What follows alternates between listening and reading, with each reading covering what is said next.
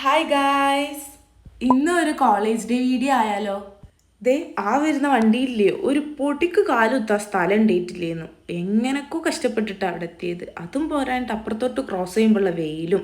അങ്ങനെ ബസ്സും കയറിയിട്ട് നേരെ കോളേജിലോട്ട് ലേറ്റ് ആയിട്ടാണ് എത്തിയപ്പോൾ മിസ് വന്നിട്ടുണ്ടായിരുന്നു ക്ലാസ്.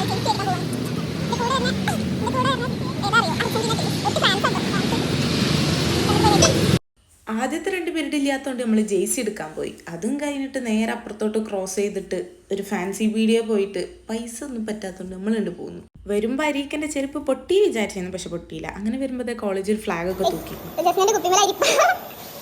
പിന്നെ നമ്മളെല്ലാവരും കൂടി ലൈം അടിക്കാൻ പോയി. അതിനുശേഷം കുറേ നേരം കുത്തിയിരുന്ന് ആലോചിച്ചിട്ട് നേരെ നമ്മൾ ലുലുവിലോട്ട് വിട്ടേ ഒറ്റ മൈൻഡിലൊരു പോക്കായിരുന്നു. പോകുമ്പോൾ അവിടെ ഈ സാധനം കണ്ടിട്ടുണ്ടായിരുന്നു. അതിനുശേഷം പിന്നെ നമ്മൾ എൻട്രൻസും കടന്ന് പോകുമ്പോൾ ഇതൊക്കെ ആയിട്ട് കണ്ടിട്ടുണ്ടായിരുന്നു. ഒന്നാമത് വിശപ്പും, പിന്നെ കുറേ ഡ്രസ്സൊക്കെ നോക്കി അതിൻ്റെ കുറ്റും കുറവൊക്കെ കണ്ടുപിടിച്ച് നമ്മൾ നേരെ മുകളിലോട്ട് പോയി.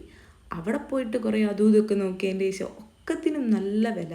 എല്ലാതും നോക്കും, അവിടെ വെക്കും.